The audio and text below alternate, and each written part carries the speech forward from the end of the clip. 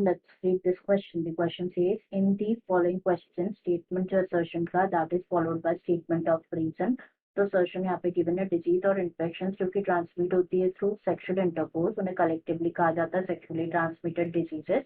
And reason यहाँ पे given है कि जो एसटीडीज है अगर उनको प्रॉपरली ट्रीट ना किया जाए तो it may lead to pelvic inflammatory diseases, abortion हो सकते हैं, still birth हो सकते हैं, ectopic pregnancy, infertility और even cancer of reproductive tract. तो अगर दोनों assertion reason true and reason correctly explain कर रहा है असर्शन को तो आंसर हो जाएगा ए. दोनों असर्शन रीजन ट्रू है बट रीजन करेक्टली एक्सप्लेन नहीं कर रहा असर्शन को तो आंसर हो जाएगा बी. असर्शन ट्रू है बट रीजन फॉल्स है तो आंसर हो जाएगा सी. और दोनों असर्शन रीजन फॉल्स स्टेटमेंट है तो आंसर हो जाएगा हमारा यहाँ पे डी. तो सबसे पहले बात करेंगे यहाँ की कॉन्सेप्ट के बारे में. तो जो की कॉन्सेप्ट इस क्वेश्चन में यूज किया गया है that is sexually transmitted diseases, in short STD, sexually transmitted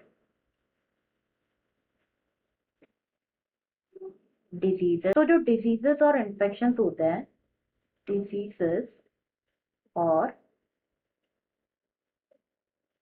infections जो कि ट्रांसमिट होते हैं through sexual intercourse, sexual intercourse के थ्रू ट्रांसमिट होते हैं, उन्हें कलेक्टिवली क्या कहा जाता है, सेक्सुअली ट्रांसमिटेड डिजीज कहा जाता है, एसटीडीज कहा जाता है. इन शॉर्ट एग्जांपल्स अगर हम देखें सेक्सुअली ट्रांसमिटेड डिजीज के तो it include gonorrhoea, syphilis, genital herpes,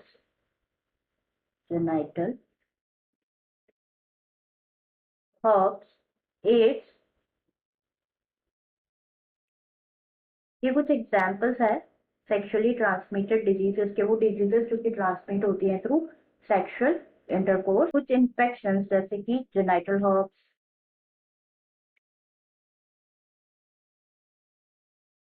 HIV infection ये कंप्लीटली क्योरेबल होते हैं अगर ये जल्दी जो है डिटेक्ट कर लिया जाए, इनको अर्ली डिटेक्ट किया जाए और प्रॉपरली ट्रीट किया जाए तो ये कंप्लीटली क्योरेबल डिजीज है. तो अर्ली सिम्टम्स जो होते हैं ना इन मोस्ट ऑफ दिस वो माइनर होते हैं जैसे कि इचिंग होना, फ्लूइड डिस्चार्ज होना, स्लाइट पेन होना, स्वेलिंग होना जेनाइटल रीजन में.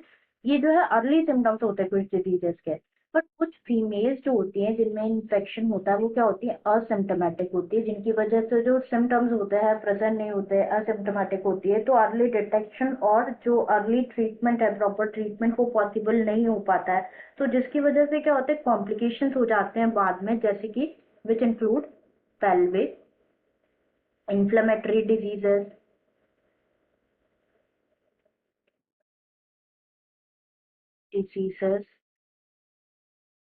abortions जैसे इश्यूज हो जाते हैं और स्टिल बर्थ,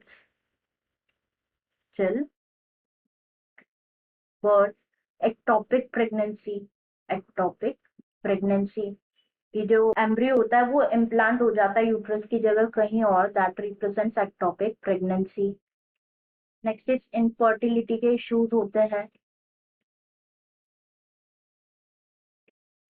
और समटाइम्स जो है कैंसर डेवलप हो जाता है of the reproductive tract, cancer of reproductive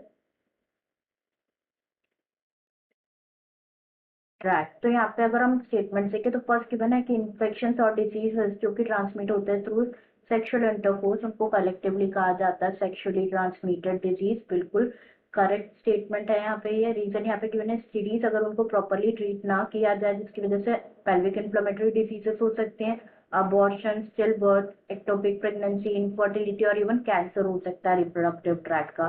तो ये भी स्टेटमेंट बिल्कुल ट्रू है जैसे कि हमने डिस्कस किया. बट जो स्टेटमेंट है ना, लाइक जो रीजन स्टेटमेंट है ना वो अब प्रॉपरली एक्सप्लेन नहीं कर रहा है असर्शन को, इसलिए हमारा आंसर यहाँ हो जाएगा बी कि अगर दोनों असर्शन और रीजन ट्रू है बट रीजन करेक्टली एक्सप्लेन नहीं कर रहा है असर्शन को तो answer will be option B. I hope you understood it well. Best of luck.